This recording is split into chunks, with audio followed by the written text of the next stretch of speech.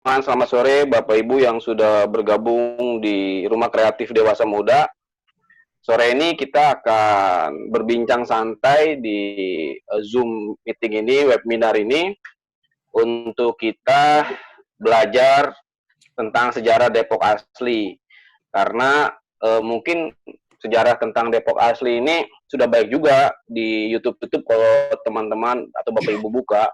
Cuman kan kalau kita buka YouTube kita nggak bisa diskusi teman-teman atau Bapak Ibu, sehingga ya kita adakan sore hari ini Zoom meeting kita, webinar kita ini tentang sejarah Depok asli, di mana yang jadi pembicaranya ya orang Depok asli, Om Boylun, sehingga segala data bisa terpercaya lah, representatif orang Depok lah. Dan juga kalau saya lihat di sini yang bergabung juga ada Tante Eka ya.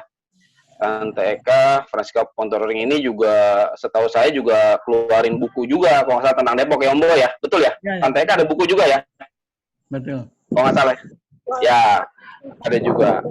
Jadi kita bersyukur kita semua bisa kumpul sore hari ini untuk kita mulai Zoom meeting ini. Untuk itu langsung aja saya kasih ke host untuk memulai acara kita sore hari ini. Selamat mengikuti. Oke, selamat sore semuanya. Terima kasih Kak Revi. Terima kasih juga Om Boy untuk kesediaannya menjadi narasumber kita pada sore hari ini. Di sini kita acaranya ini ngobrol santai. Kalian juga istilahnya mungkin bisa dibilang meluruskan. Kalau misalnya kan karena tadi seperti Kak Revi bilang kan udah banyak beredar di dunia maya ya mengenai sejarah Depok. Cuman kan kita nggak pernah tahu itu benar atau memang bikinan orang atau apa gitu kan. Nah, mungkin dengan narasumber kita kali ini Om Boy, dan dengan data-data yang memang bisa dipertanggungjawabkan juga, kita bisa lebih mengenal kota Depok ini. Tapi sebelum kita mulai, saya minta tolong untuk Kak Riko untuk pasang video dulu.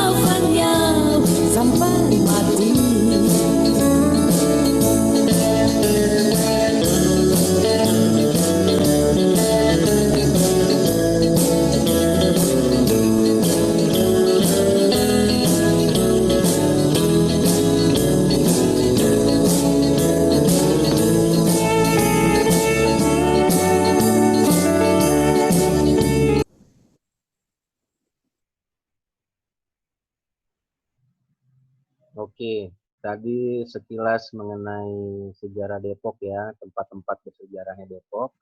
Dan sekarang waktu dan tempat kita persilakan untuk Om Boy. Silakan Om.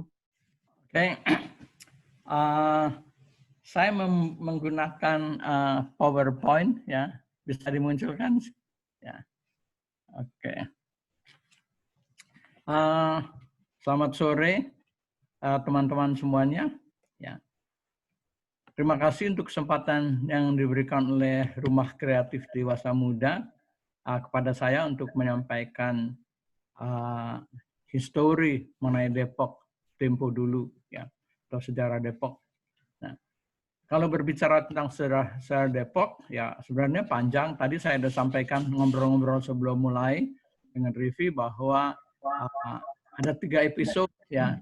Yang pertama Depok masa Sutherland ya, kemudian Depok di zaman revolusi kemerdekaan Indonesia, kemudian Depok di era menjadi kota administratif sampai sekarang menjadi kota Depok. Nah, saya pada kesempatan ini menyampaikan episode pertama yaitu Depok tempo dulu. Bicara Depok ya. Tentang sejarah Depok, kita tidak dapat memisahkan dari kiprah seorang yang bernama Corny Sutherland. Ya.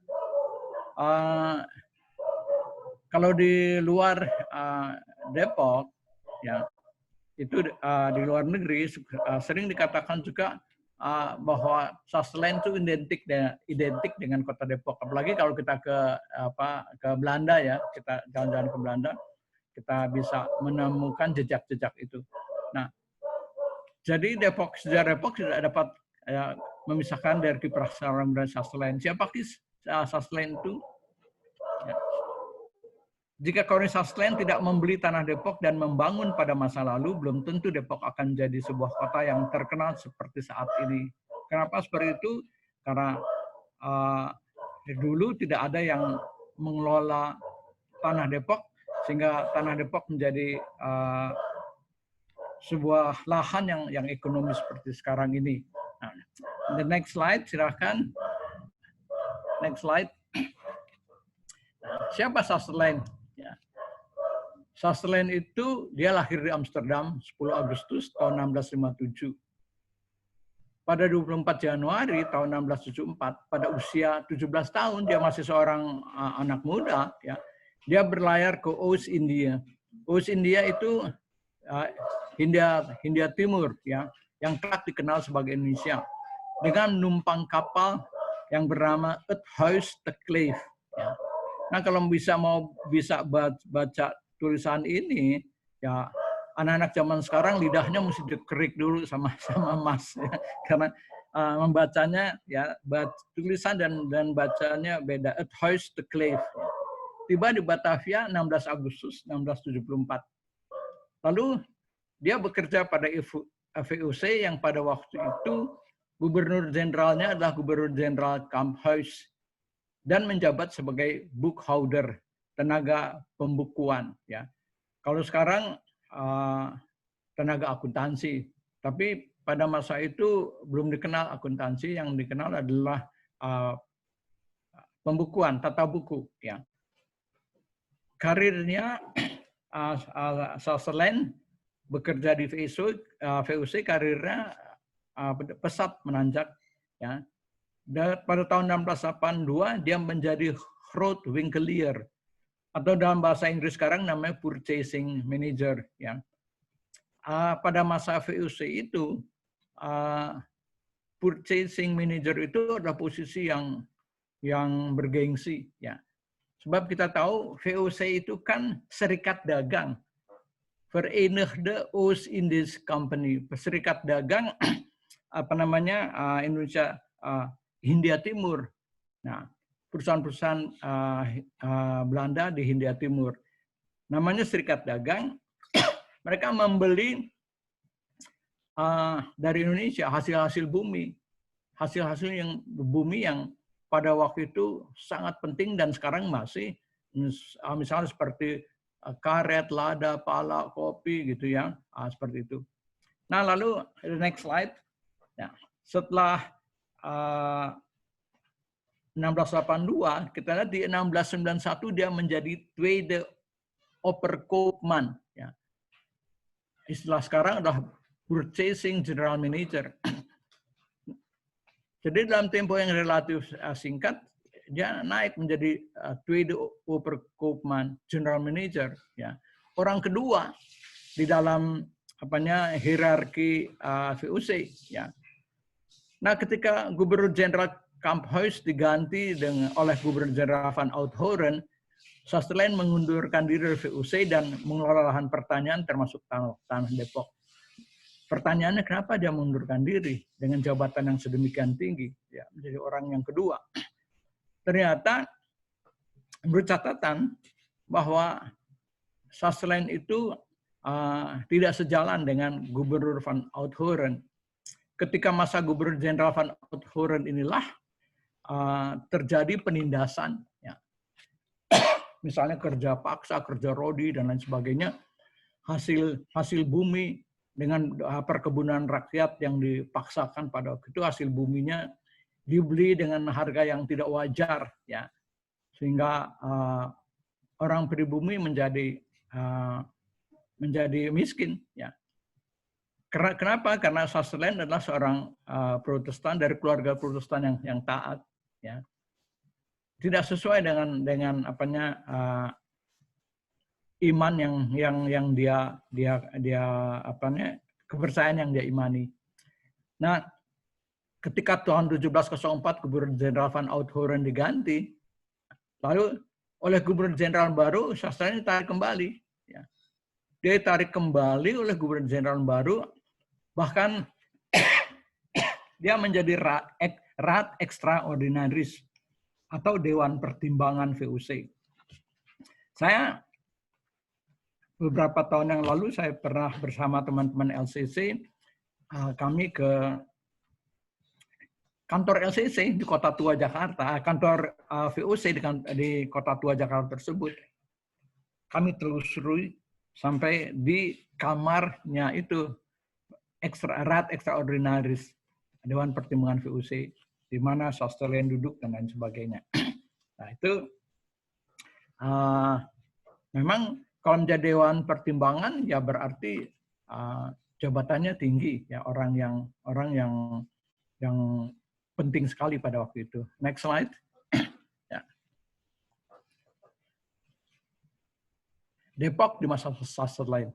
Nah, tahun 1695, ya, Lucas van der Meuyer, seorang ofisir Belanda, membeli tanah Depok dari pemerintah Batavia seharga 300 Rijksdaalder. Dalam anunya tulis F300. F itu artinya florins. Mata uang Belanda dulu dalam bahasa Inggris disebut florins, ya. Ya, tapi kalau pada masa itu di masa VOC itu mereka menyebut Rijksdaalders. Ya, 300 Rijksdaalders.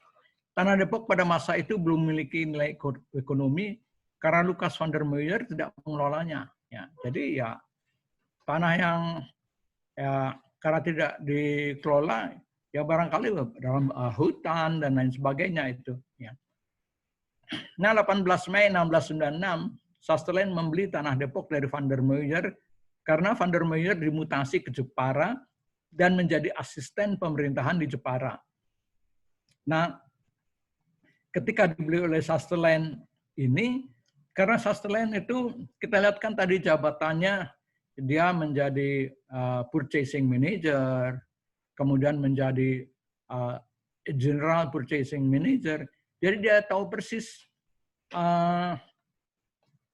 hasil bumi, ya, yang penting, ya, yang penting-penting, yang laku dijual, diekspor, ya, oleh VOC. Nah, dia kemudian mengelolanya. Istilah the next slide.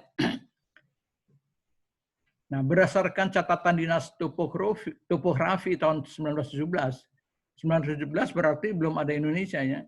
Tanah Depok yang dimaksud adalah kawasan Depok lama sekarang, ya, di mana saya tinggal, di mana ada gereja Immanuel, di mana ada kantor LCC, di mana tadi ada jembatan Panus, ada tanah makam yang tadi kita lihat di videonya. Ya. Setelah membeli tanah Depok, Susterland memperluas lahan miliknya ya dengan membeli lahan-lahan dari pemerintah Batavia. Ya. Antara lain tahun 1696 membeli tanah di Mampang Depok ya. Tahun 1711 membeli tanah Karanganyar itu di daerah Cinere. Ya. Tahun 1712 membeli tanah di sebelah timur Sungai Ciliwung dari Tio Tongko, seorang Cina. Ya, dia membeli berarti di seberangnya Sungai Panus itu, nah itu yang sekarang menjadi Villa Novo. Tanah itu adalah menjadi tanah Susterland yang kemudian diwariskan kepada yang 12 kepada para budak-budaknya. Tahun next slide.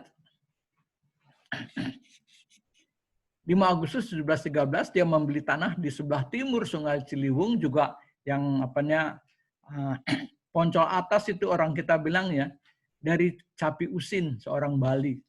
Nah itu ada gambar jembatan Panus ya pada masa lalu. Ya. Nah jadi di seberang itu yang dia beli. Nah pada masa itu tanah Depok belum dikelola secara ekonomi dan belum ada orang-orang yang mengelolanya secara khusus. Next slide. Nah, meskipun Susterland memiliki tanah yang sangat luas di Depok, tapi dia tinggal di kastilnya di Sringsing, atau kita sebut sekarang Srengseng di Lenteng Agung. Sangat disayangkan kastilnya Susterland di Srengseng itu udah nggak ada bekasnya. Saya pernah menelusuri pada waktu itu dengan cucunya Presiden Depok terakhir, Ronald Yonathans, kita cari, ya kita nggak temu. Barangkali kira-kira lahan yang luas di Lenteng Agung itu yang sekarang menjadi Desa Putra, itu dugaan kita saja ya, yang menjadi sekarang Sekolah Desa Putra. Kira-kira di situ. Nah, kita lihat di kiri, ini ada lukisan yang memperlihatkan Susterland di lahan di Srengseng sana. Nah, Susterland itu juga orang yang unik ya. Ketika kami ke kantor VOC di Kota Tua itu, kita melihat petinggi VOC semua ada lukisannya, ada gambar ya, ada lukisannya, tapi Susterland nggak ditemukan. Nah ternyata memang dari catatan-catatan yang kita miliki, Susterland memang nggak mau dia dilukis fotonya seperti petinggi lainnya. Yang dia mau lukis satu-satunya itu tadi, foto yang tadi yang di Srengseng. Nggak kelihatan mukanya, ya kelihatan cuma bagian belakangnya atau bagian sampingnya. Kemudian yang memegang payung itu adalah tangan kanannya dia, ya. Nah itu kita lihat yang memayungi itu adalah tangan kanannya Susterland, ya. Oke, the next slide. Nah inilah di era Susterland, inilah tanah Depok ya, yang pada waktu menjadi milik Susterland. Kita lihat ada berbatasannya sebelah timur Sungai Ciliwung. Kita lihat ada Sungai Ciliwung, sebelah timurnya itu dikatakan itu daerah Cimanggis ya, Kesimpangan, kemudian kita ada daerah Pondok Cina ya, kemudian Ratu Jaya ya, sampai dengan Cinere. Nah itu sedemikian luas tanah Susterland yang merupakan wilayah Depok pada waktu itu. The next slide. Nah untuk mengelola lahannya, Susterland mendapatkan 150 budak yang berasal dari Sulawesi Selatan, Nusa Tenggara, Bali, dan Jawa yang dibeli di antara tahun 1693 sampai 1697 di pasar budak di Bali. Nah, budak-budak inilah yang kemudian menjadi penduduk pertama di tanah Depok. Nah, 150 budak-budak inilah yang kemudian mengelola tanah Depok dari lahan yang terlantar menjadi lahan memiliki nilai ekonomi. Nah, kalau kita lihat di foto ini ada ada foto, ada orang memikul bajak. Nah itu si siapa Revi kenal itu adalah Oki Tulense. Tanah sawah itu ini sekarang yang menjadi kantor wali kota. Nah, ini yang sekarang menjadi kantor wali kota, dulu lahan persawahan ya. Di seberang lahan persawahannya ini ada lahan persawahan dari upahnya Revi ya. Oke, the next slide. Lanjut. Nah, kepada para budak Sutherland memperkenalkan sistem perkebunan rakyat dengan menanam ini lada, kopi, buah-buahan dan persawahan ya. Jadi lahan itu dikelola sehingga dari lahan yang idle ya menjadi lahan yang ekonomi. Sistem upah bagi hasil dan perpajakan. Jadi Sutherland kan dia beli budak ya. Sebenarnya budak itu bisa diapakan semaunya dia ya. Disuruh kerja tanpa dibayar nggak persoalan, namanya budak karena budak tidak memiliki peradaban. Nah, tapi Sutherland mengajar sistem upah bagi hasil. Jadi budak itu mengerjakan ya, menanam tadi lada, kopi, buahan, persawahan itu dari hasilnya nanti kalau panen itu dibagi.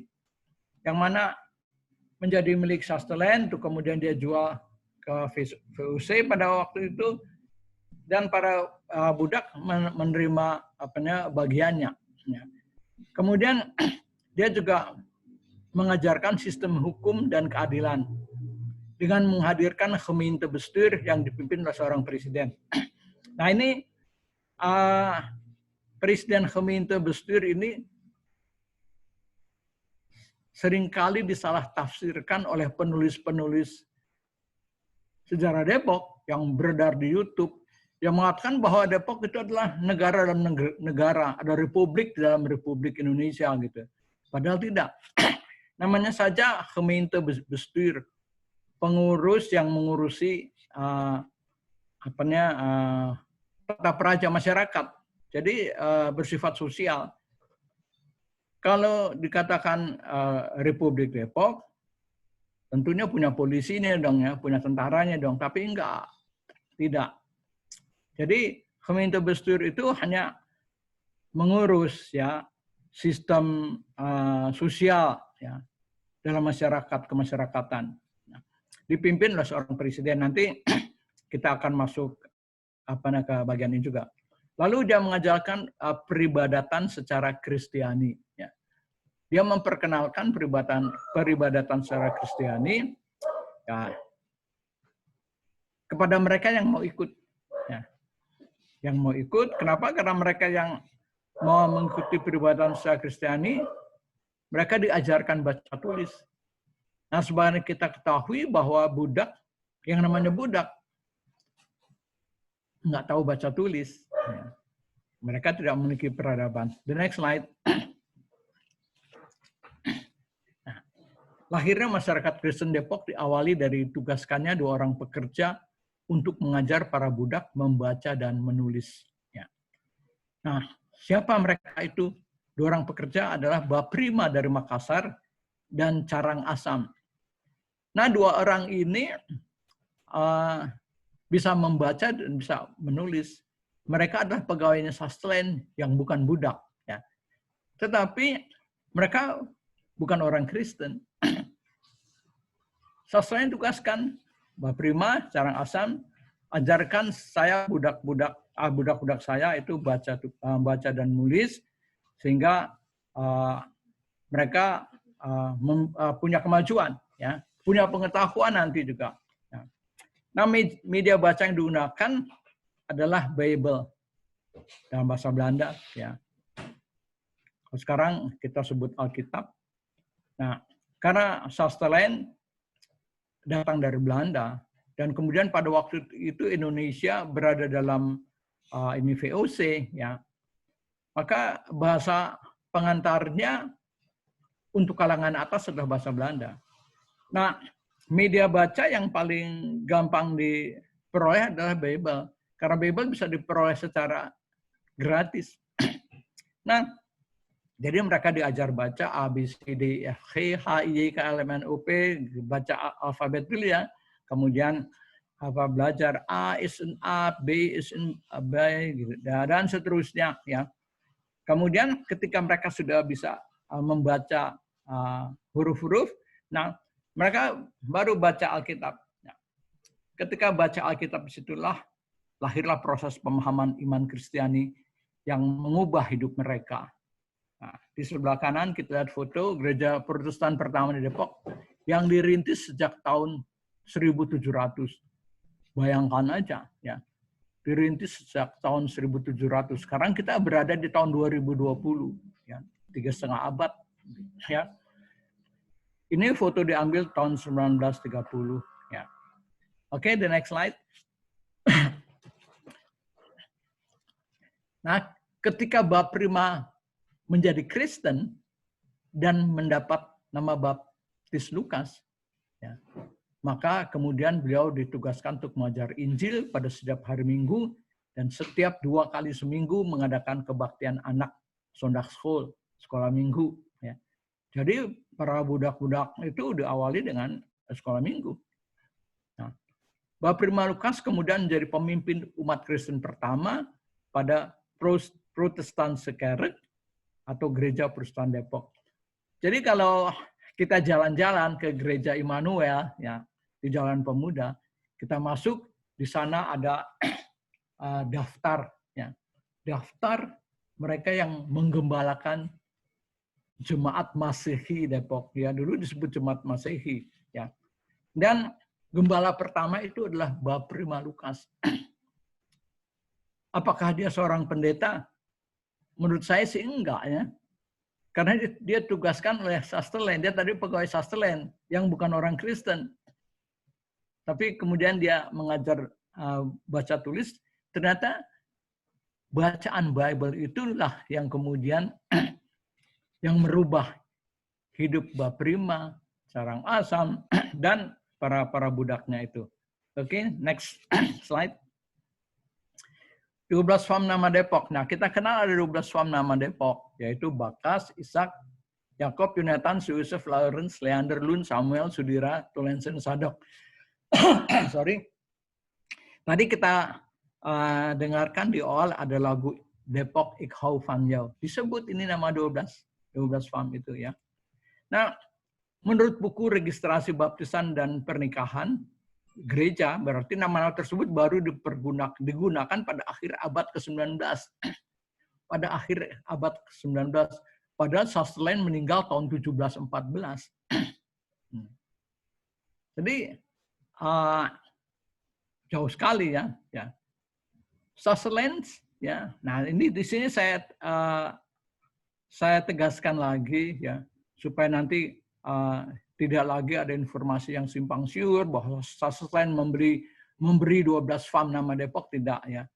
Sutherland tidak pernah memberikan nama-nama keluarga tersebut. Hal itu dapat dibuktikan bahwa pada surat wasiatnya, ya, saya punya fotokopi surat wasiatnya dalam bahasa Belanda abad 17 itu dan diterjemahkan dalam bahasa Melayu di abad yang sama. Tidak tercantum ke-12 nama tersebut, kecuali nama Sudira Van Bali. Ya. Nah, secara logika, kalau seseorang mau mewariskan hak tanahnya, ya, pasti dalam wasiatnya itu dia tulis dong nama-namanya. Bakas, Ishak, Yakob, Yonatan, ya, ini yang akan menjadi ahli waris saya. Tapi ternyata enggak.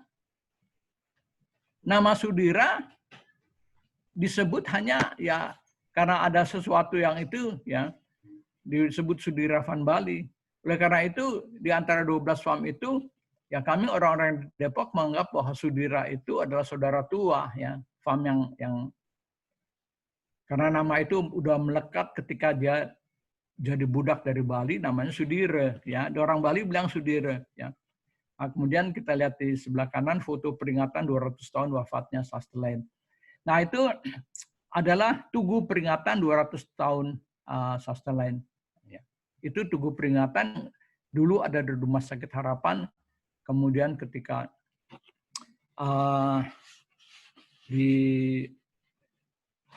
sebelum Orde Baru, ya itu dihancurkan ketika pada waktu itu sangat masif anti kolonialisme, neokolonialisme, prasasti itu dihancurkan. Nah, kita lihat itu adalah Pandu, Pathfinder, orang-orang Depok, ya. Nah, lalu ada juga bendera merah putih sana. Next slide, silakan. Nah, Depok ini, ya, berdasarkan catatan sejarah yang saya miliki, ya, adalah sentra, ya, penyebaran kekristenan di Nusantara. Tahun 1878, 1926, ya, belum ada Republik Indonesia. Ya. Jadi yang ada kerajaan-kerajaan, ya, kerajaan-kerajaan Sriwijaya dan lain sebagainya itu. Ya.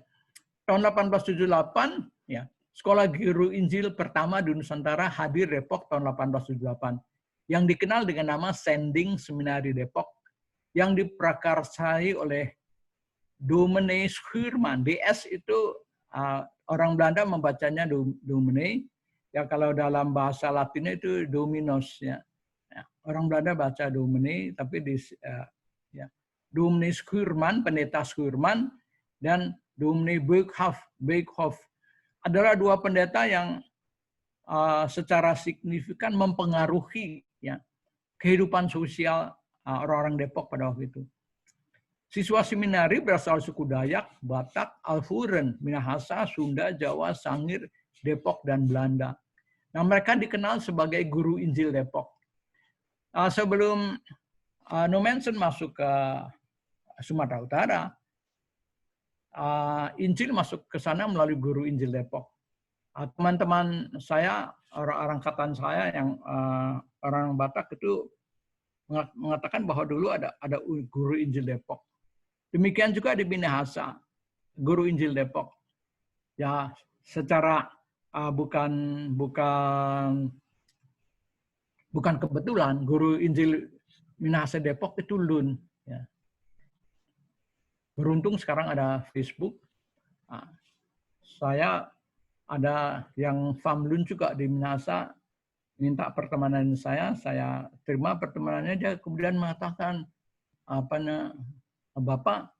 Bapak orang Manado ya? Bilang, bukan, saya Depok asli. Kok famnya sama seperti saya, Lun? Saya bilang, enggak. Lun itu yang kamu sandang itu sebenarnya dari Depok. Karena ada guru Injil Depok yang Lun yang menginjili Minahasa. Masa apa?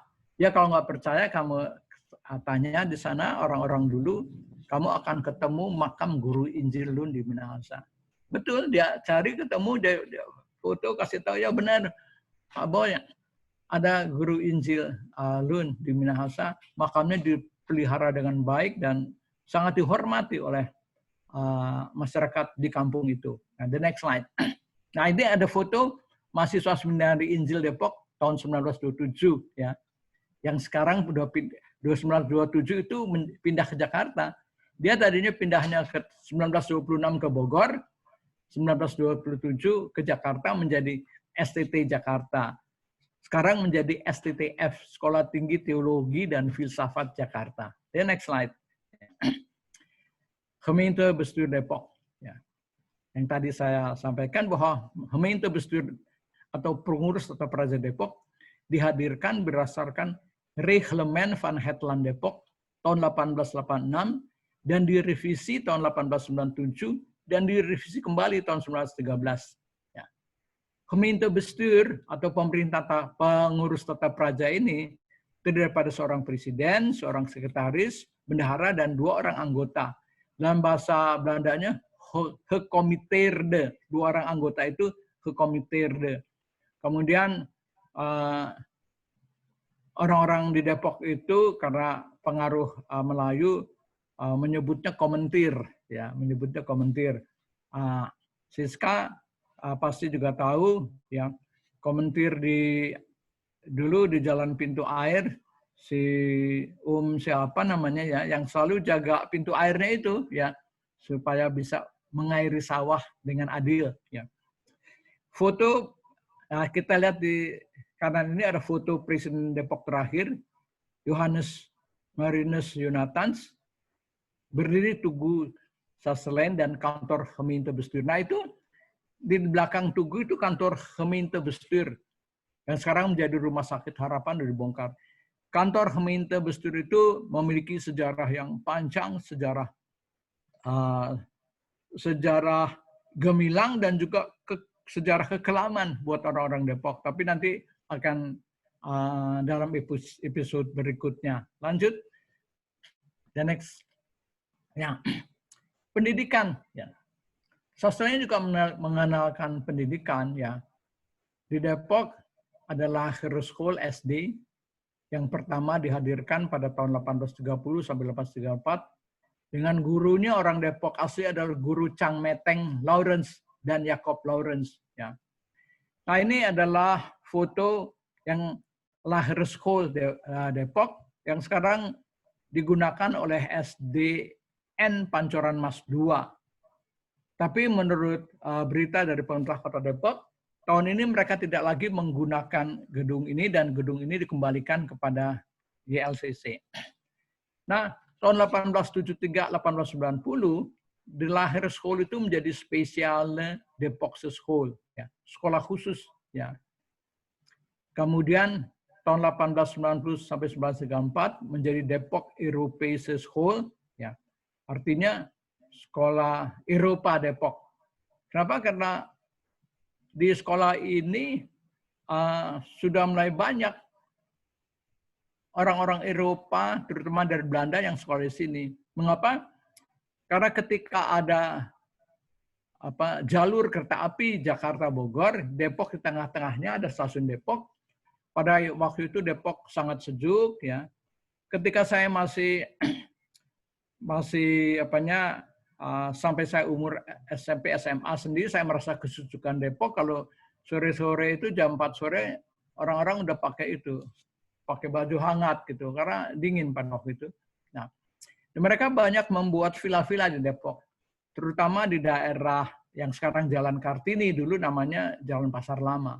Ya, itu ada banyak villa-villa. Rumah-rumah di situ pakai nama, ya. Nama rumah saya tinggal itu namanya The Duiventil. Kemudian ada villa pada waktu itu. Nah, itu ada 170 orang dari bangsa Eropa dan anak Depok yang sekolah di situ. Kemudian dia menjadi Depok Europese School. Ya, oke, the next. Nah, ini adalah sebelah kiri adalah gambar foto dari Rawamanggis. Rawamanggis sekarang ada di daerah Depok 1 itu ya. Yang menjadi SDN, ada berapa SD di situ, 5, 6, 7. Rawamanggis ini dulu punya Uma Sofi Kroiman Slun, masih oma saya gitu. Tapi ketika terjadi perampokan, gedoran Depok lah gitu, kemudian mereka, karena suaminya adalah militer, ya mereka kembali ke Holland. Sebelah kanan ini adalah rumah almarhum Dr. Rycliffe Lund. Ya. Dr. Rycliffe Lund adalah orang Depok pertama yang jadi dokter dan dokter pertama di Depok. Dia lulusan sekolah kedokteran yang di Jakarta. Saya lupa dalam bahasa Belanda namanya, itu terkenal, yang dekat RSPAD di sana, ya. Dia lulusan sana. Sekarang ini telah menjadi SPBU Stasiun Pompa Bensin Umum di Jalan Kartini sebelah kantor kecamatan. Nah, itu sejarah Depok tempo dulu di masa Sutherland, membangun komunitas Kristen di Depok itu yang diawali dengan mendatangkan 150 budak. Kemudian kita lihat bahwa ternyata dia tidak memperlakukan budaknya sebagai budak. Budak kalau kita baca ya di buku-buku mengenai perlakuan terhadap budak, ya. Tapi dia memperlakukan seperti anaknya sendiri. Bayangkan saja, ya, tanah yang sedemikian luas yang kita lihat di peta itu, dia wariskan kepada para budak, bukan kepada anaknya. Padahal dia punya anak, Anthony Sutherland, dan itu tidak dia berikan kepada mereka. dia berikan kepada budak, wariskan kepada budak-budaknya. Nah,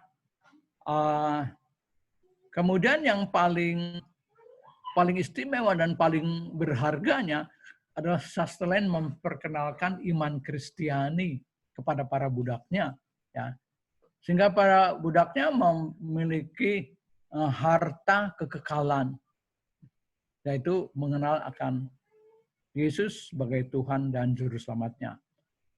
Sekian, kiranya Tuhan berkati. Kalau ada pertanyaan, silakan saya serahkan pada moderatornya dulu. Silakan. Oke, terima kasih Om Boy untuk penjelasannya.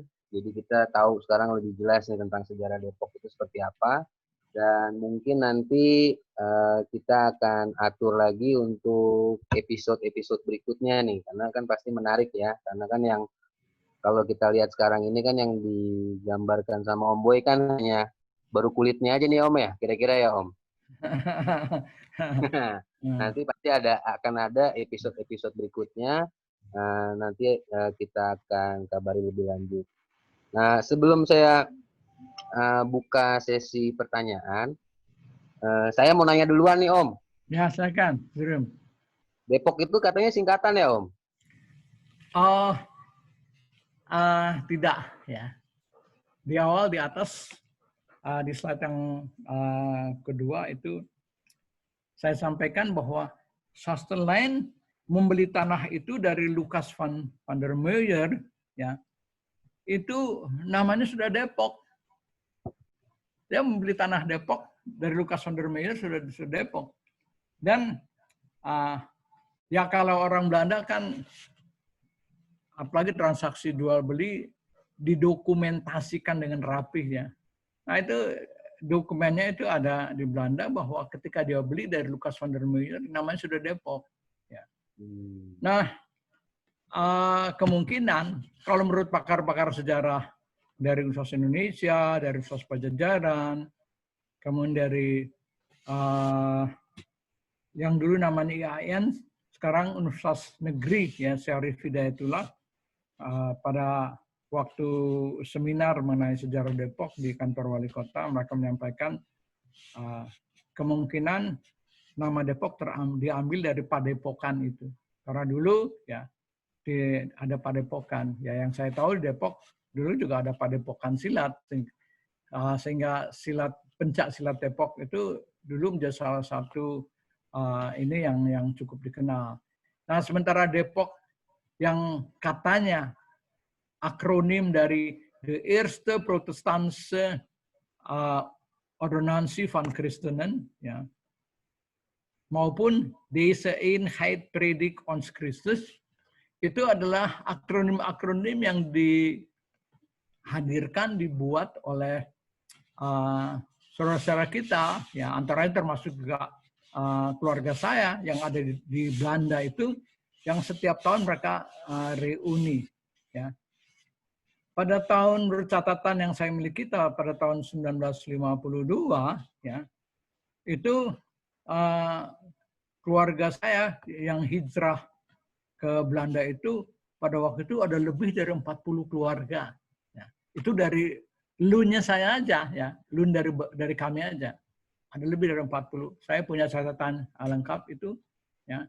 Kemudian belum yang lain, yang Jonathan, yang Leander, ya, yang itu sana. Nah, mereka setiap tahun mengadakan reuni.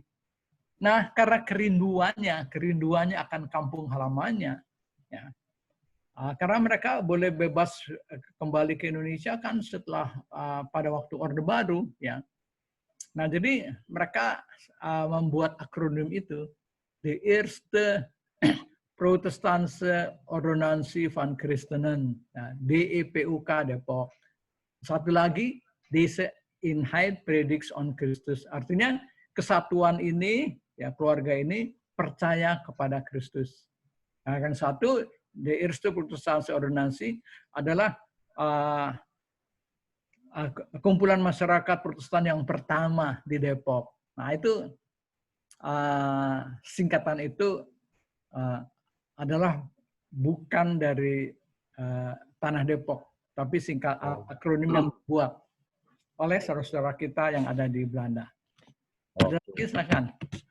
Oke, untuk yang mau nanya bisa raise hand atau bisa kasih reaction supaya kita bisa tahu, karena menarik nih ya pembicaraannya. Kita bisa ngobrol-ngobrol santai sama Om Boy, dan mungkin juga dari penjelasan Om Boy tadi mungkin ada yang pengen ditanyakan atau ada yang kurang jelas. Bisa, silakan, kita bisa ngobrol-ngobrol santai sama Om Boy nih. Yang mau bertanya bisa raise hand atau kasih reaction di Open mic aja, Rom. Bisa open mic aja langsung.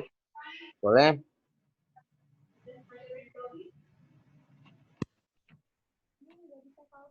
Pak Boy, Oke, saya kalau mau open tanya, mic Pak Boy. namanya ya. Sebutkan namanya. Ya. Pak Boy, saya Victor.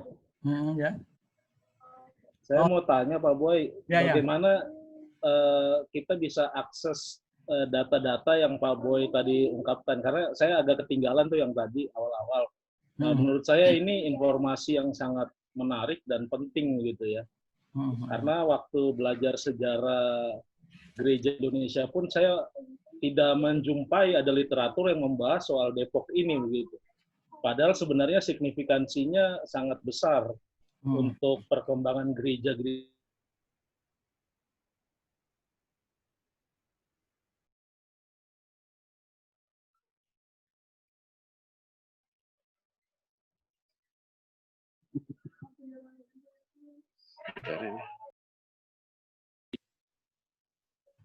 Udah. Iya, kira-kira di mana kita bisa akses Pak Boy literatur-literatur yang bahas soal sejarah Depok ini?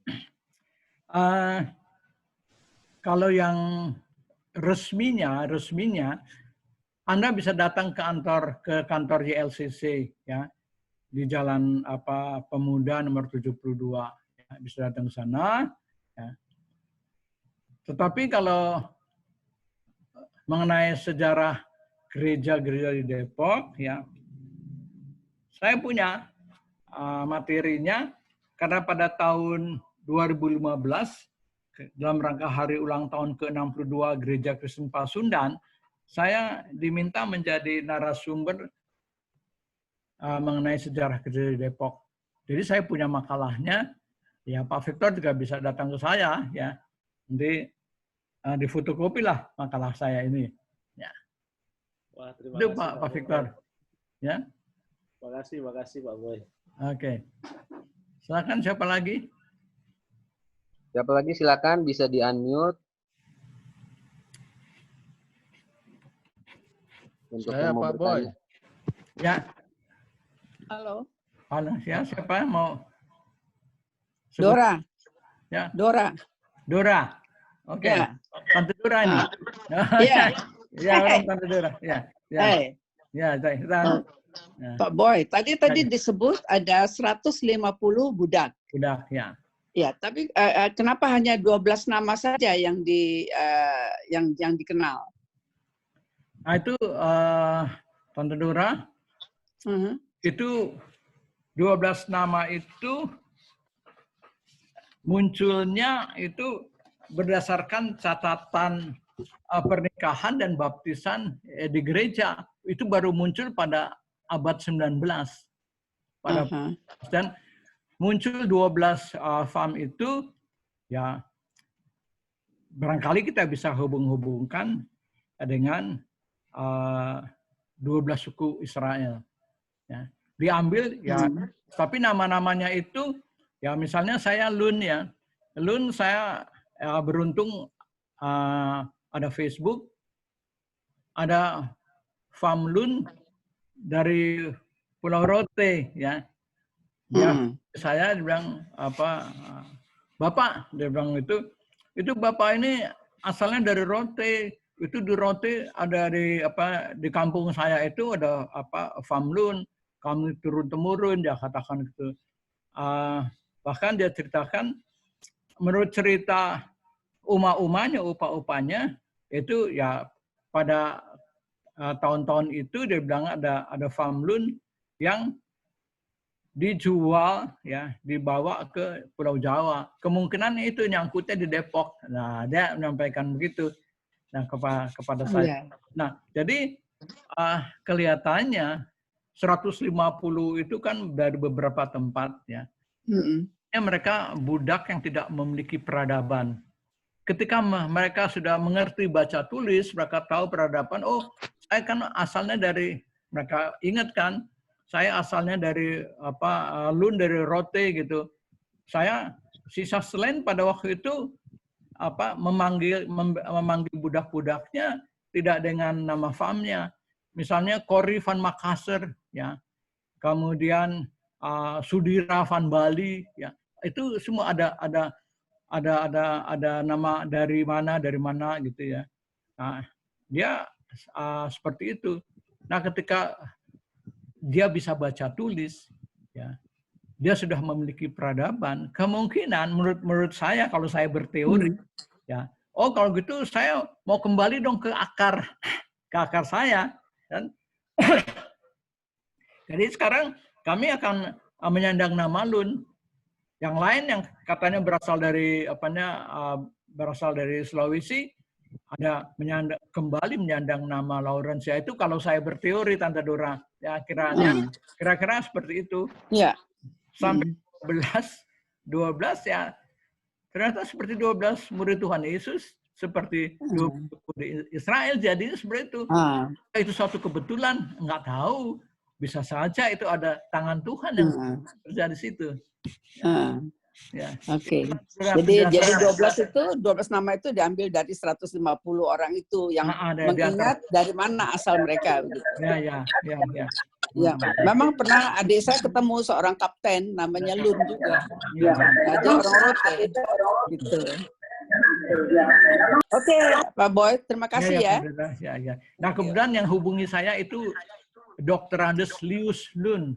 Dia baru beberapa bulan yang lalu meninggal. Dia adalah Kepala Badan Pertanahan Nasional di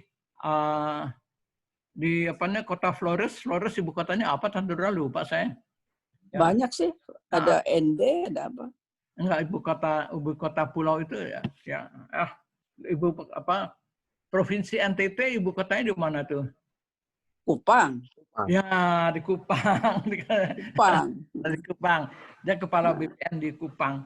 Beberapa bulan lalu meninggal, saya dikasih kabar, diberikan juga foto-foto dan video pemakamannya beliau. Ya. Lagi silakan. Oke, thank you. Ya, terima kasih, Tandora. Thank you. Oke, terima kasih. Kebetulan yang nanya mama saya sendiri nih. Oke, ini ada pertanyaan berikutnya dari Hendrik. Ya. Silakan Hendrik.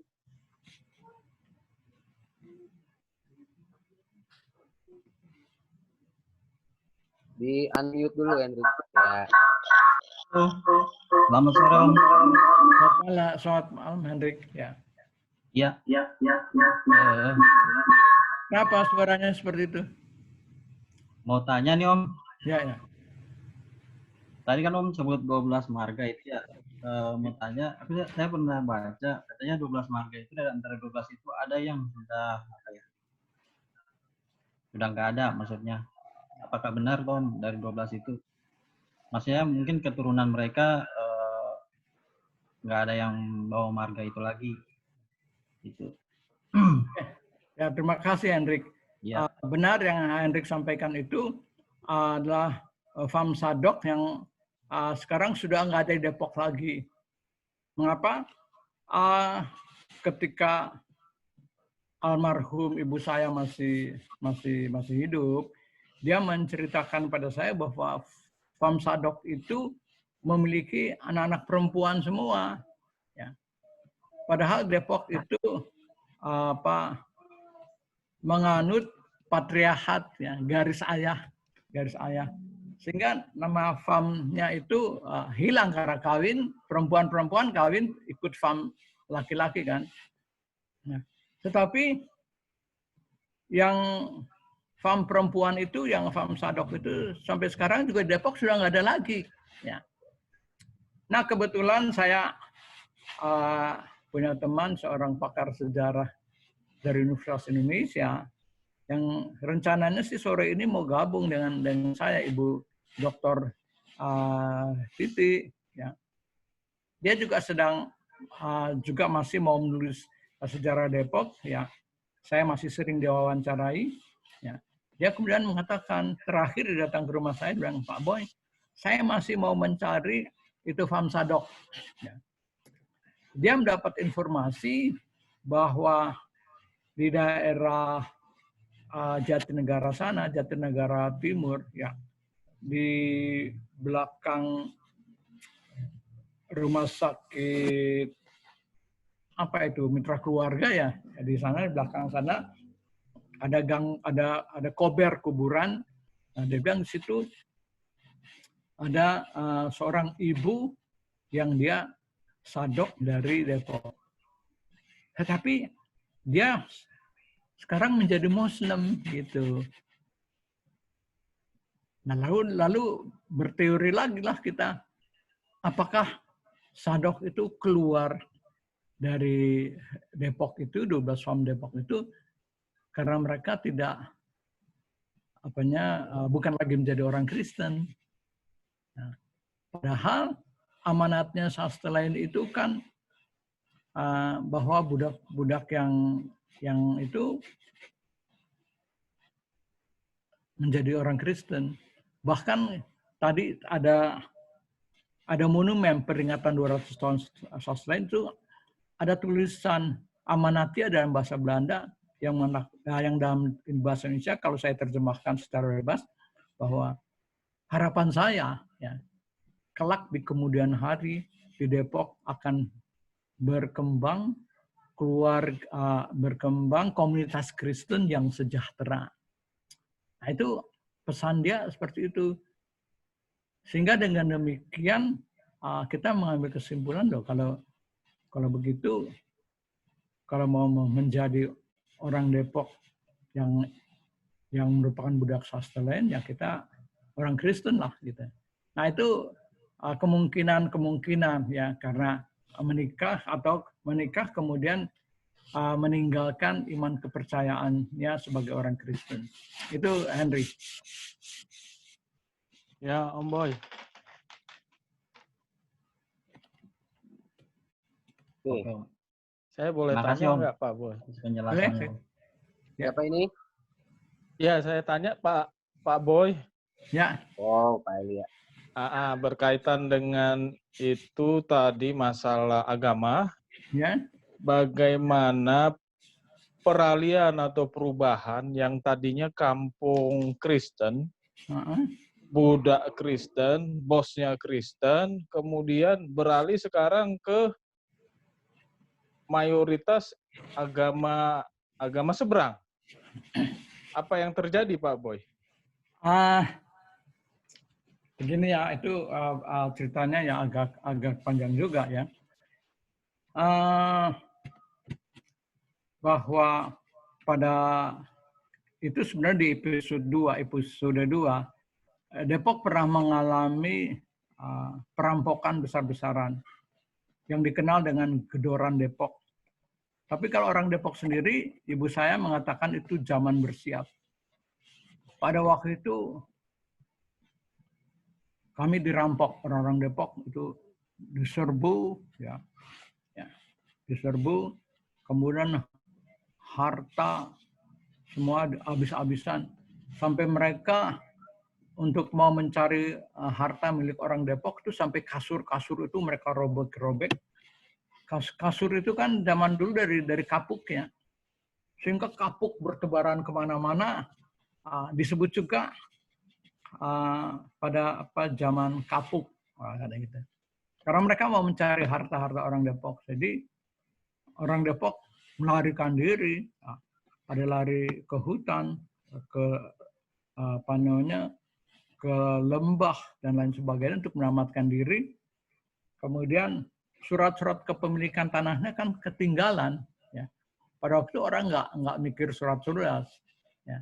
Yang penting nyawa dulu menyelamatkan diri. Nah itu hilang. Nah kemudian termasuk tanah daripada keluarga kami.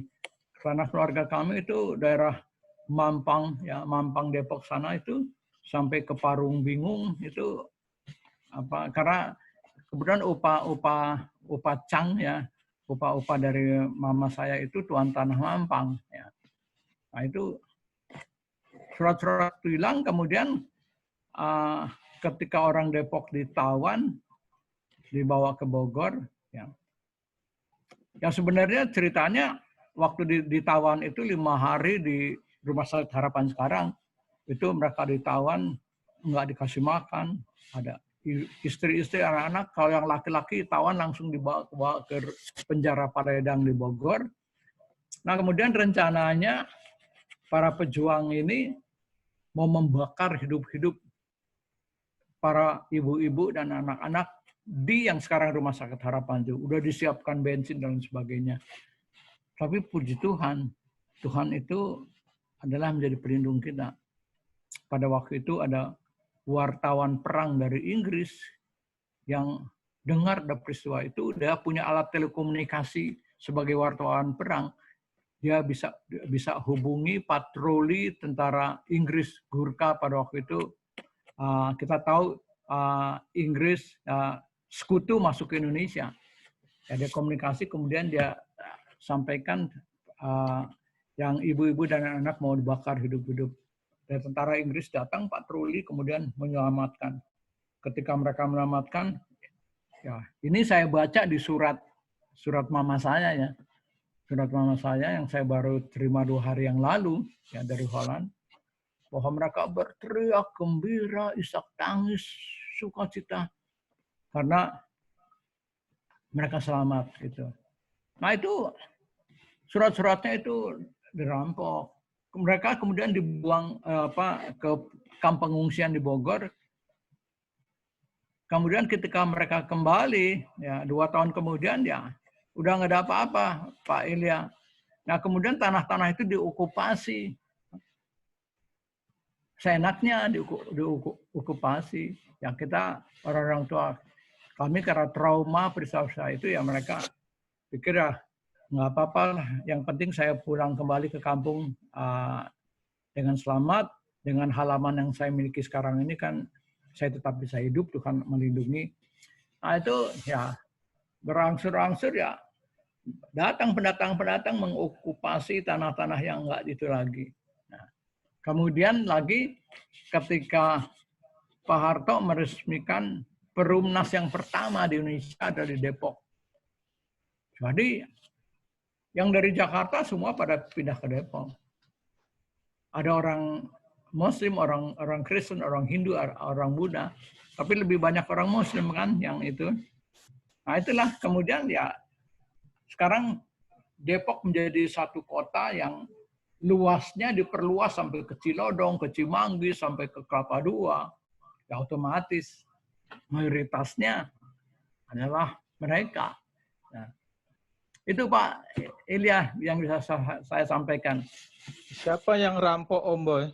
Sama ya, siapa yang rampok dan yang okupasi tadi? Ya, yang merampok itu kalau kita lihat dari 2 sisi ya. Sekarang kalau kita lihat dari sisi ketika merebut kemerdekaan, para pejuang ya mereka kan berjuang untuk kemerdekaan tanah tumpah darahnya ya. Ingat peristiwa 10 November di Surabaya, Bung Tomo dengan bambu runcing segala begitu. Itu mereka berjuang dalam rangka ya supaya penjajah tidak lagi bercokol di Indonesia kan seperti itu. Nah kemudian orang Depok dicap seperti itu, dianggap sebagai antek Belanda, padahal kita adalah pribumi asli Indonesia dari Sulawesi, dari Nusa Tenggara Timur, dari ini.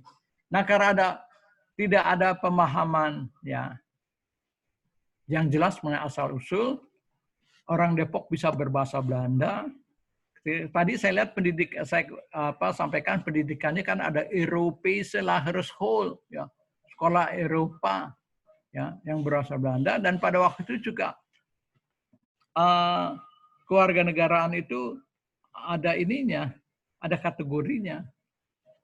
ada yang mempunyai hak sebagai sama seperti bangsa Eropa, ya, dan yang dipersamakan haknya, ya, seperti bangsa Eropa. Antara lain kami Depok, ada Cina, India.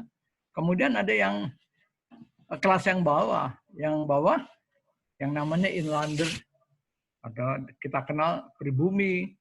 Nah itu kan menimbulkan kecemburuan, Pak. Nah, apalagi pada waktu itu Depok satu-satunya desa yang mendapat aliran listrik.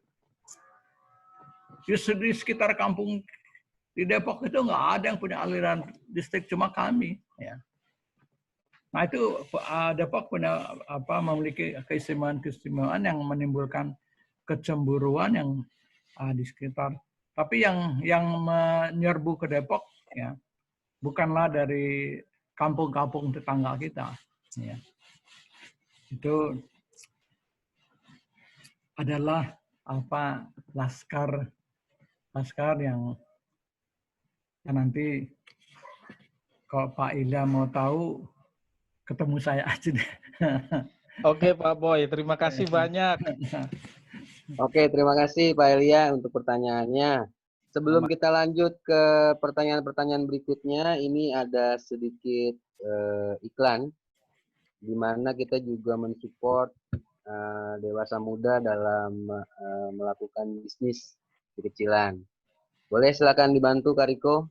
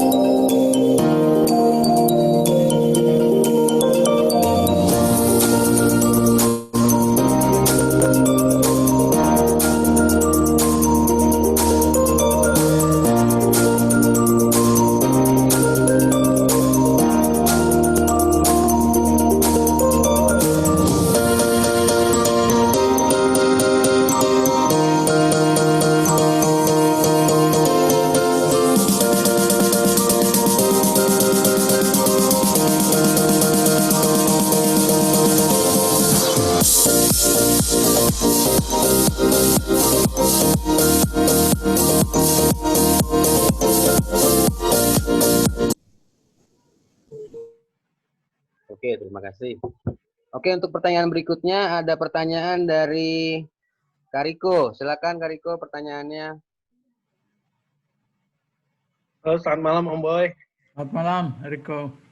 Terima kasih buat kesediaannya sama materinya yang ternyata Depok tuh sejarahnya luar biasa ya. Terus banyak bahasa-bahasa Belanda yang lumayan susah. Bener sih harus dikerik dulu Om lidahnya kalau kita mau ngomong Belanda. Om, ini saya mau nanya Om. Saya pernah baca di Google sih gitu. Apa hubungannya Pondok Cina sama sejarah Depok juga sih Om? Katanya ada, kalau nggak salah pernah dibeli Castellane ya Om. Gitu aja sih Om. Begini, Castellane adalah seorang Kristen yang taat. Ya. Seorang Kristen yang taat, ya, dia itu penganut Calvinisme, ya, yang taat, yaitu bahwa umat Kristen itu nggak boleh minum minuman keras, nggak boleh menghisap madat, pada waktu itu madat, ya. Kemudian berjudi, ya, dan lain sebagainya. Nah, sebagaimana kita ketahui pada era tersebut, ya, itu kan orang-orang Tionghoa kan terkenal main ceki, ya, terkenal menghisap madat, candu, seperti itu, ya. Maka dia kemudian membuat suatu batasan, ya, larangan bahwa orang-orang Cina boleh datang ke Depok itu berdagang, ya. Dari jam 6 pagi sampai jam 6 sore. Jam 6 sore mereka harus keluar dari Depok. Nah, jadi mereka keluar dari Depok, mereka ke arah selatan, ya. Nah, mereka mondok di sana supaya besok pagi, supaya keesokan hari ini pagi-pagi bisa lagi datang ke Depok, datang ke pasar Depok. Mereka berjualan tembakau dan lain sebagainya itu. Nah, jadi ketika mereka mondok di sana, ya, kemudian dikenallah dengan nama Pondok Cina. Nah, ada orang yang menjadi kepalanya itu, ya, di Chinese itu, yang sekarang gedungnya diokupasi sama Margo City, ya. Apa namanya sekarang jadi itu? Nah, itu rumah apa, jagoannya Cina di situ. Nah, asal Pondok Cina dari situ, ya. Dan itu memang ada di wasiat sastra lain ada itu. Orang Cina hanya boleh masuk Depok berdagang, dan jam 6 pagi, jam 6 sore mereka harus keluar. Ada lagi? Thank you Om Boy buat penjelasannya. Oke, ya. Menarik Om. Oke, terima kasih untuk Riko. Mungkin ada lagi pertanyaan. Di sini kita ngelihat ada 150 partisipan nih, kalau nggak salah nih. Oh, ya. Pasti ada yang mau nanya nih. Ya, silakan. Nah.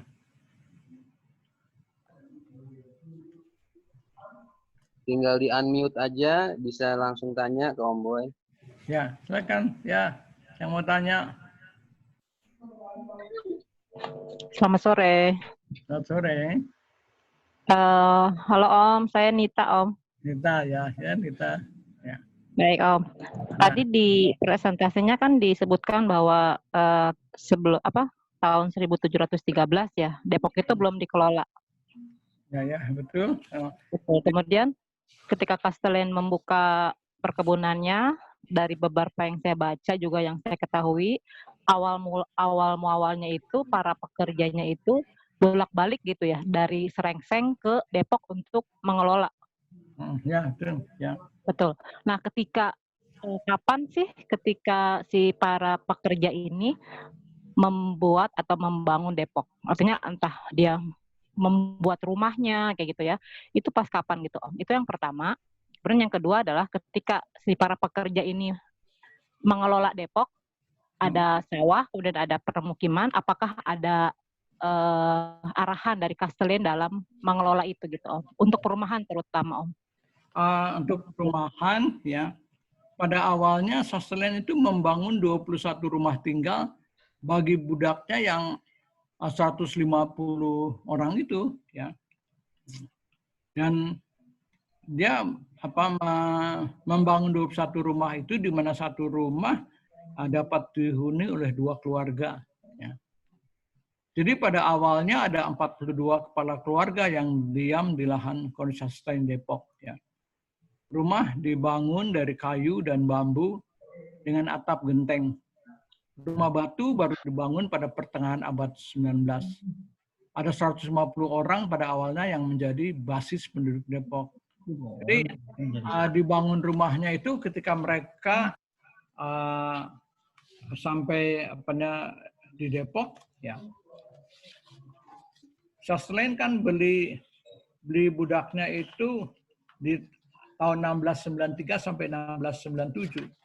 Dia beli budak-budak, ya, dia kirim ke Depok secara berangsur-angsur sebanyak 150, akhirnya berjumlah 150 orang itu, ya. Jadi ketika mereka sampai di Depok kan mereka harus punya rumah tinggal. Nah, betul. Ya, jadi ya bisa diperkirakan, ya, setelah 1697 lah, 1698 Castellane membangun rumah-rumah. Satu rumah itu buat para budak-budaknya, ya. yang menjadi komunitas pertama di Depok pada waktu itu. Ya. Baik.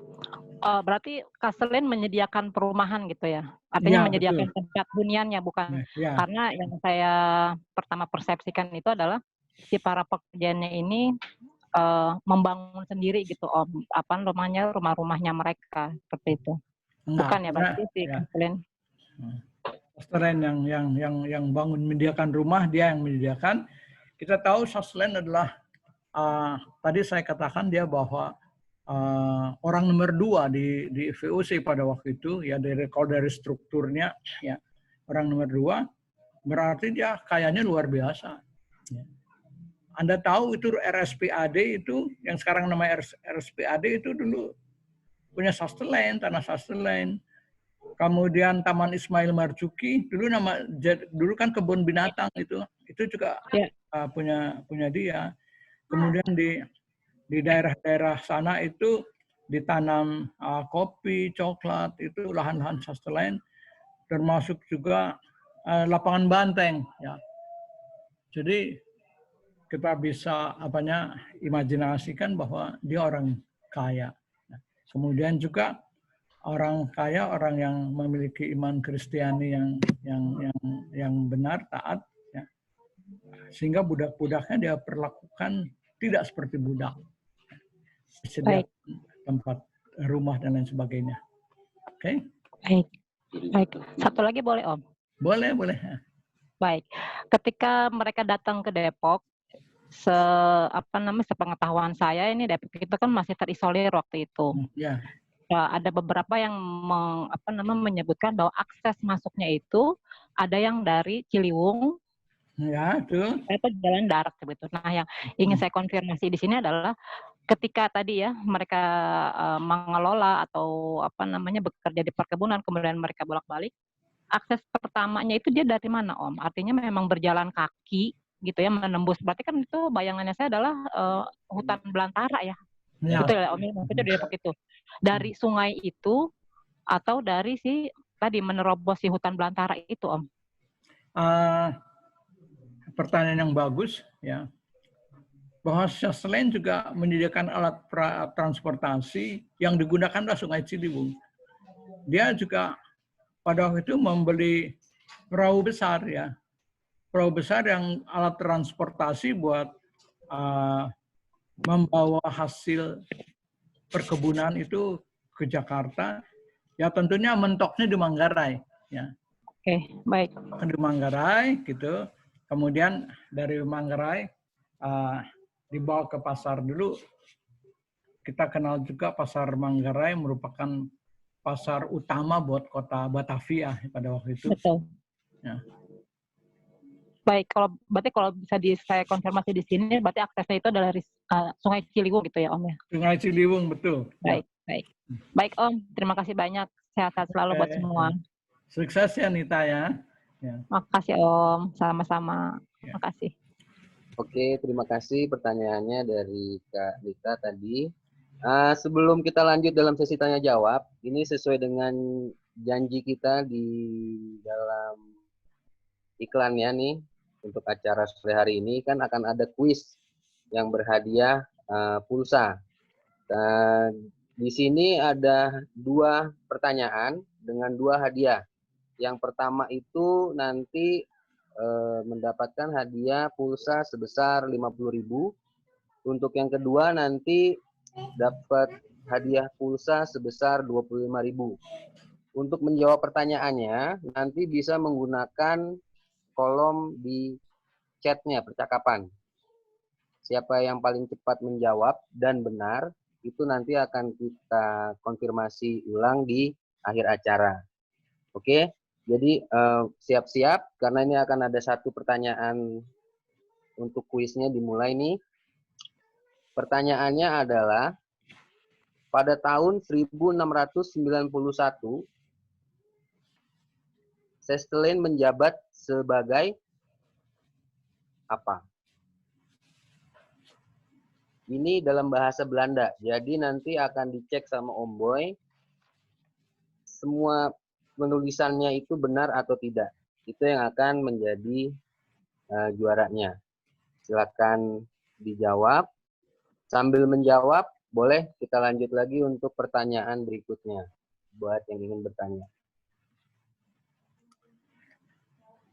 Saya mengucap terima kasih untuk kehadiran Bapak Valentino Yunatan, sesepuh orang-orang Depok, dan juga ada Francisca Pontororing Yunatans, adik dari Valentino. Ya. Terima kasih sudah hadir, mensupport saya dalam webinar sore hingga malam ini. Saya baca di WA Pak Exxon katanya juga mau mengajukan pertanyaan. Boleh, ya. Silakan bertanya sambil bisa dijawab juga di menu chatnya. Untuk yang ingin menjawab, boleh di menu chatnya. Dan yang kita lanjutkan lagi sambil menunggu jawaban-jawabannya, boleh sesi tanya jawab untuk Pak Exxon, silakan waktu dan tempatnya. Belum Om Jerome, belum tanya saya. Belum mau. Oh. Belum Pak Boy, bentar. Oh, belum. Oh, okay. Sekarang aja nggak apa-apa juga kalau ya? mau. Kenapa? Pak Exxon kalau mau nanya. Oh iya, saya Immanuel mau nanya. Silakan. Ya saya, silakan. Jadi saya mau tanya cerita Om yang tentang orang di Rampok tadi. Om. Iya ya. Ya. Nama saya. Jadi saya mau tanya cerita Om yang tentang orang di Rampok tadi. Kan katanya dibantu sama tentara Inggris tuh ya? Iya, betul. Nah, yang memotivasi mereka untuk melindungi orang Depok itu apa sih? Apa sebelumnya ada perjanjian? Suaranya hilang-hilang, hilang-hilang ya saya. Saya nulis di chat aja deh Om. Ya. Kebetulan juga nanti yang masa perampokan itu. Yang memotivasi mereka untuk melindungi orang Depok itu apa sih? Apa sebelumnya ada perjanjian antara kayaknya ada gangguan teknis ya di saya ya. Saya. Jadi yang dia mau tanya gini Om. Yang dia mau tanya, kenapa? Ya, silakan. Apa yang dia mau ditanya, Rif? Ya, jadi yang dia mau tanya itu kenapa tentara Inggris itu mau bantuin kita? Apakah sebelumnya harus ada perjanjian ataupun ada apa gitu? Kenapa bisa mau bantuin kita waktu kita mau dibantai di rumah sakit Harapan, Om? Itu pertanyaan dia. Oh, gitu. Nah, sebagaimana kita ketahui bahwa bangsa Eropa itu memiliki peradaban yang lebih maju daripada bangsa Asia, ya pada waktu itu ya. Kemudian mereka terlebih dahulu mengenal akan yang namanya human rights, hak asasi manusia. Itu mereka lebih dulu mengenal itu. Nah, ketika ada orang-orang yang mau dibantai, yang mau dibunuh tanpa sebab yang jelas, itu kan melanggar hak-hak asasi manusia. Nah, orang Barat sangat care akan hal-hal tersebut. Nah, oleh karena itu, sang wartawan Inggris ini, ya, wartawan perang ini, ketika dia tahu seperti itu, dia merasa berkewajiban untuk menyelamatkan ibu-ibu dan anak-anak yang ditawan di Gemeentebestuur itu. Ya. Caranya dia adalah dia punya alat komunikasi, karena dia wartawan perang. Dia memiliki alat komunikasi untuk bagaimana memberikan informasi ketika dia berada di medan perang. Ya. Nah, alat informasi itulah yang kemudian melalui alat informasi itu dia sampaikan kepada ofisir tentara Inggris yang pada waktu itu dalam perjalanan dari Jakarta ke Bogor lewat jalan raya Bogor yang lama. Gitu.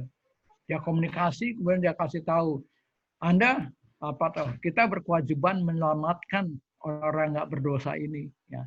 Jadi jangan langsung ke Bogor, tapi mampir ke Depok. Nah, mereka mampir ke Depok melalui simpangan Depok itu, lewat Jembatan Panus gitu. Nah, kemudian karena tentara yang berpatroli ya mereka masuk kemari, ada 2 truk gitu, mereka selamatkan. Ya. Bahkan kemudian mereka membebaskan seluruh daerah Depok itu sampai kalau kita mau pergi ke Sawangan lewat jalan yang lama itu ya, kita akan ketemu Tugu Batu di Kampung Bedahan ya. Yang suka ke Sawangan lewat jalan yang lama pasti tahu di Bedahan itu ada Tugu Batu, itu peringatan akan perjuangan TKR BKR yang meninggal di sana. Karena ada pertempuran dengan tentara Inggris itu terjadi di situ. Makanya oleh Bupati Bogor Ayub Rukbi dibuat monumen peringatannya di sana. Nah, sampai ke sana mereka mengejar ya. Ya konon katanya yang masuk ke Depok itu adalah dari Banten. Masuknya dari daerah Sawangan. Nah, itu jadi seperti itu. Oke. Bisa jelaskan saya? Jadi nggak ada perjanjian, tidak perjanjian, tapi bagaimana mereka menegakkan human rights. Nah, itu kalau saya mau masuk ya, misalnya saya minggu lalu juga ada webinar Senior Friends Gerakan Pemuda, karena saya pernah menjadi ketua Gerakan Pemuda di gereja di Depok sini. Kita punya Senior Friends, kita kumpul. Kita adakan webinar. Nah, itu pendeta Wills Mabaramuli mengatakan orang Barat itu walaupun gereja kosong katanya, gereja kosong, tapi ternyata mereka mengaplikasikan ajaran kasih, ajaran Kristus itu lebih baik daripada kita di Indonesia atau di negara-negara yang gereja hari Minggu selalu penuh. Sebagai contoh, ya kasih contoh, ketika terjadi bencana alam di mana-mana. Ya ambil contoh waktu di Aceh, tsunami Aceh, yang nomor 1 datang kan bantuannya dari bangsa Eropa. Walaupun mereka ke gereja, tapi mereka mengaplikasikan ajaran kasih Tuhan Yesus lebih daripada kita. Sementara dari kita akan terlambat. Dirapatin dululah, ini dululah. Lantas Bapak bicarain anggaran yang kita punya berapa. Tapi negara-negara Barat itu mereka spontan, langsung kalau ada hal-hal yang menyangkut kemanusiaan, langsung dan secepat kilat mereka datang seperti itu.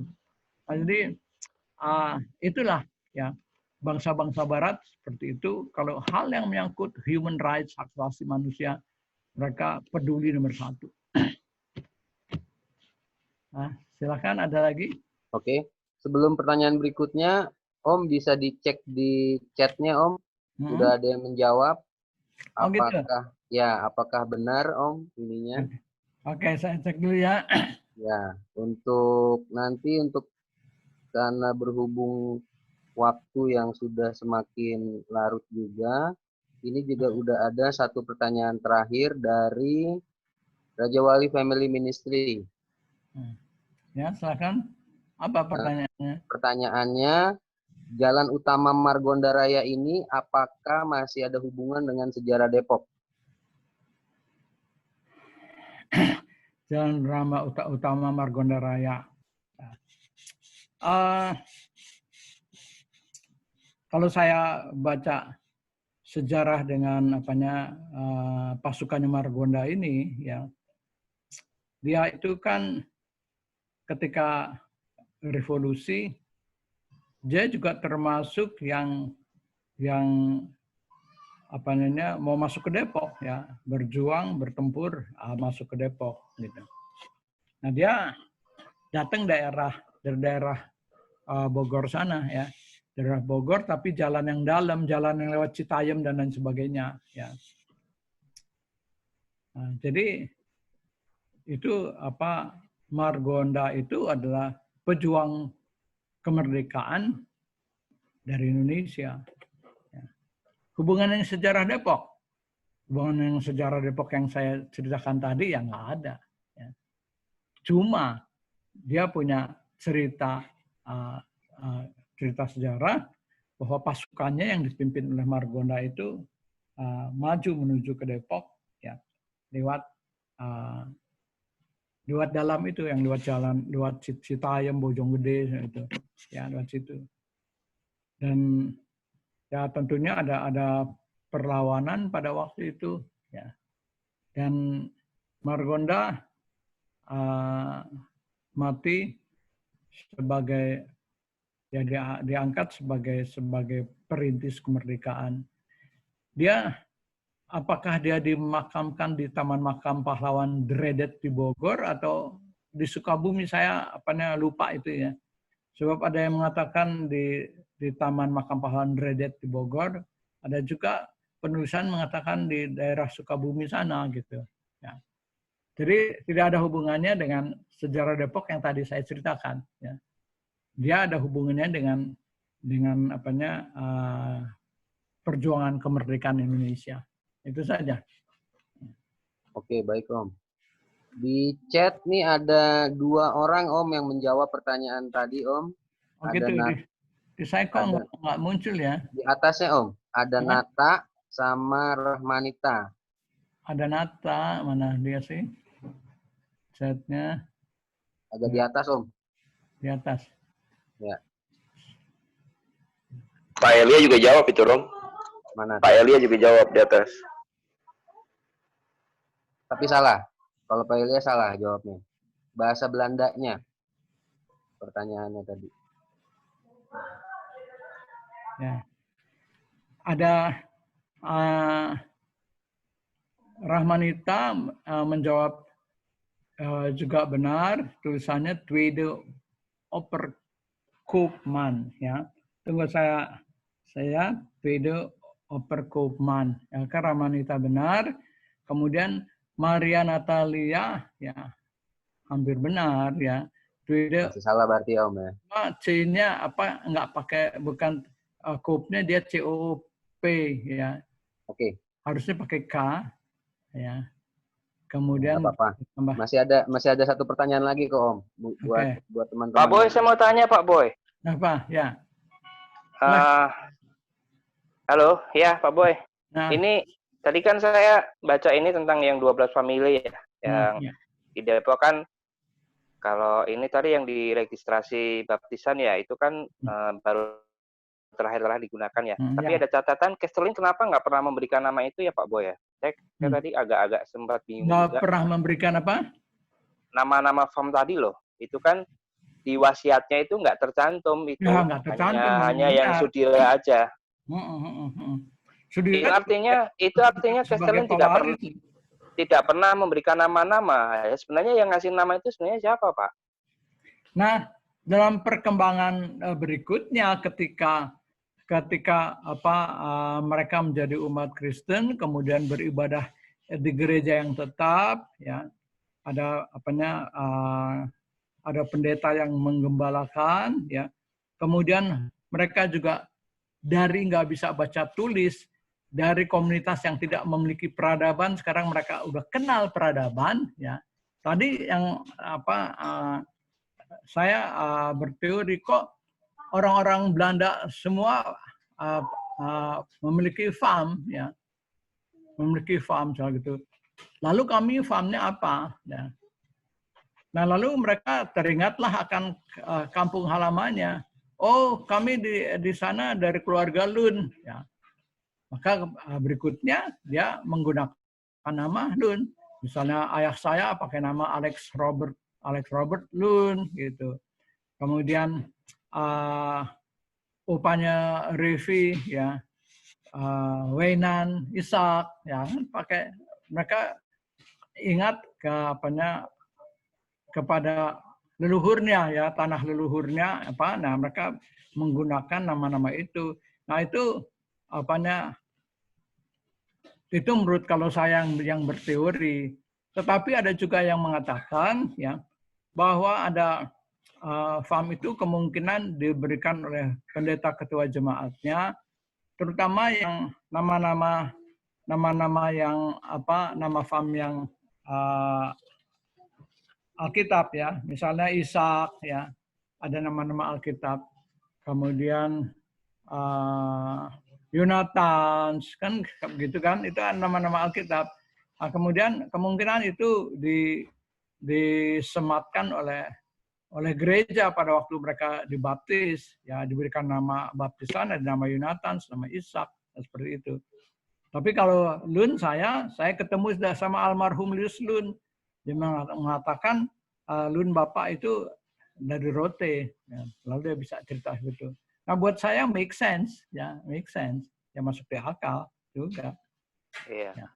Itu Pak Iksan. Oke Pak Boy, makasih. Sasren sama sekali tidak memberikan apa namanya nama-nama tersebut. Bahkan satu kehebatan Sastelen ya, budak-budaknya ada beberapa budak yang tidak menjadi Kristen, tapi tetap percaya kepada iman asal usulnya. Yang orang Bali tetap Hindu, kemudian ada yang Muslim itu, mereka juga diberikan tanah oleh Sastelen, diberikan warisan ya. Mereka juga diberikan. Tetapi tentunya diberikan cuma secukupnya saja. Kalau yang lain-lain itu yang jadi Kristen dibagikan seluruh wilayah Depok kepada mereka. Itu Pak Iksan. Oke Pak Boy, makasih. Oke, terima kasih untuk pertanyaannya Pak Ekson. Dan untuk kuis pertanyaan yang kedua, untuk yang terakhir, sekalian ini untuk menutup acara juga. Karena nanti untuk berikutnya kita juga nanti dari tim kreatif Dewasa Muda juga akan membuat sesi keduanya lagi bersama Om Boy. Nanti supaya bisa bergabung lagi dan nanti bisa tanya-tanya lagi untuk pertanyaan-pertanyaan berikutnya. Nah, untuk pertanyaan kedua, pada tanggal berapa, bulan apa, tahun berapa, Sastelen tiba di Batavia? Pertanyaannya adalah, pada tanggal berapa, bulan apa, tahun berapa, Sastelen tiba di Batavia? Oke, kita tunggu jawabannya sambil menunggu. Mungkin ada sedikit kata penutup dari Kak Revi. Bisa dipersilakan.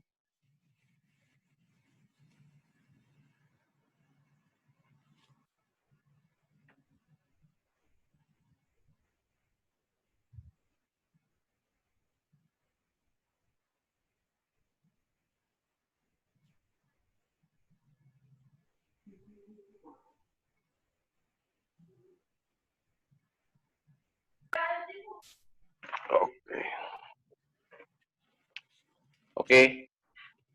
Untuk yang pemenang kuis pertama ya, siapa Bu Ramanita ya?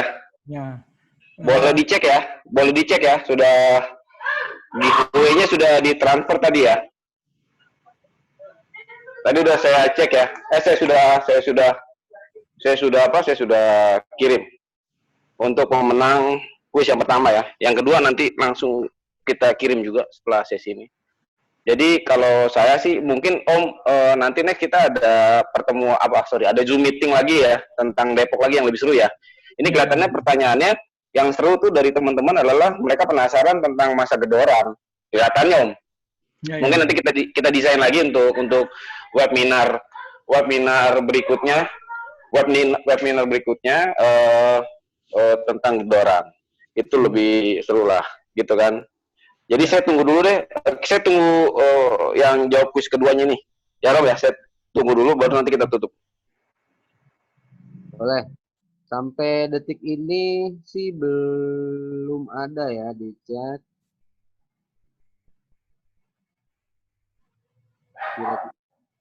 ada yang mau jawab? Kalau ngikutin dari awal pasti gampang banget ini, karena ini pertanyaan ini ada di awal presentasinya dari Om Boy. Tanggal berapa, bulan apa, tahun berapa Sestelin tiba di Batavia? Nah, ini untuk yang awal-awal ikut mestinya tahu nih pertanyaannya. Informasi bahwa Rahmanita itu mahasiswa Universitas Gunadarma, ya. Dia sedang penulisan mengenai apa namanya, ya tadi kenapa dia tanya mengenai apa rumah tinggal, ya, blok-blok, karena dia mau menulis tentang rumah-rumah apanya Depok zaman dulu tuh, ya, seperti apa, dan apa berencana mau wawancara dengan saya. Cuma hari Senin saya belum bisa karena masih ada pertemuan dengan DPRD Kota Depok tentang yang tadi Raperda Kota Religius. Nanti saya akan berikan ini. Exxon 16 Agustus 1675, hampir betul. Hampir betul. Hampir betul. Tapi belum tepat. Kira-kira ada lagi? Pak Ekson mungkin bisa dijawab lagi, nggak apa-apa. Tipis-tipis aja kok tuh Pak Ekson, salahnya. Ya. Iya. Udah ada nih Om. Angelito. Angel Om, itu Angel. Angel 16 Agustus 1974, betul. Angel. Oke, Kak Revi, dengan dijawabnya pertanyaan kedua, untuk penutup, saya berikan ke Kak Revi waktu dan tempatnya. Oke, selamat malam semuanya, Om, Tante, teman-teman. Saya ngucapin terima kasih ya. Di sini saya lihat ada bergabung dari orang Depok, ada Tante Eka, ada Om Valentino. Terima kasih udah support acara diskusi sederhana tentang Depok. Lalu ada Om Adora Jusung, terima kasih Om Adora yang sudah juga bergabung, dan teman-teman yang lainnya. Terima kasih, mungkin kita akan ada sesi kedua. Nanti kita atur waktunya, sehingga kita semua bisa melanjutkan kembali tentang sejarah Depok. Tapi yang kedua lebih seru karena bicara tentang Gedoran. Tadi pertanyaan-pertanyaan sih baik pertanyaan juga yang memang belum terjawab secara detail. Karena mungkin Om Boy memang menyimpan untuk next kita Zoom. Karena kan nggak seru ya dijawab sekarang secara lengkap. Saya juga tadi sebenarnya mau nanya Om. Saya tadi mau nanya, cuman sudahlah. Saya mau nanya tentang Presiden Depok. Karena Presiden Depok ini sebenarnya kayak presiden gimana nih? Dia ada menterinya kah? Ada apanya kah? Tapi oke lah, saya keep lah untuk next kita Zoom. Zoom meeting berikutnya. Pertanyaan saya adalah tentang Presiden Depok ini seru nih, gitu kan? Menterinya siapa? Digaji nggak? Kayak gimana kerjanya kan gitu kan? Karena Presiden Depok ini kan dari Farm Jonathans ya. Farm Jonathans itu dari pihak mama saya gitu kan. Jadi seru juga kalau nanti di next Zoom meeting itu kita bahas ya. Jadi mungkin ada 3 presiden Pak Ref. Iya Om. Jonathans yang bertiga terakhir. Ya. Oke, nanti di yang kedua ya, episode kedua ya. Iya, sesi berikutnya Om. Sesi berikutnya. Jadi Om, terima kasih Om ya untuk waktunya. Mungkin Zoom meeting kedua kita bahas itu dan akan kita dukung dalam promosinya lagi tentang Depok ini seperti apa ke depannya. Mungkin juga saya akan coba kita explore lagi biar lebih seru lagi nanti di Zoom meeting kedua. Jadi untuk itu mungkin Zoom meeting kita malam hari ini sudah kelar, dan saya ucapkan terima kasih untuk semua partisipan yang bergabung. Sampai ketemu di Zoom meeting kita next ya. Nanti kita akan info kembali. Terima kasih semua, selamat malam. Tuhan berkati ya. Selamat malam. Terima kasih Om Boy. Terima kasih. Thank you Om Boy. Thank you Om Boy. Terima kasih Om Boy. Thank you semua. Thank you. Mas Ekson, terima kasih. Siap. Mama, terima kasih. Terima kasih semuanya. Terima kasih, Ciriana. Terima kasih. Kak Fitri, terima kasih. Ya, terima kasih. Ya, sampai ketemu lagi di acara Zoom berikutnya ya.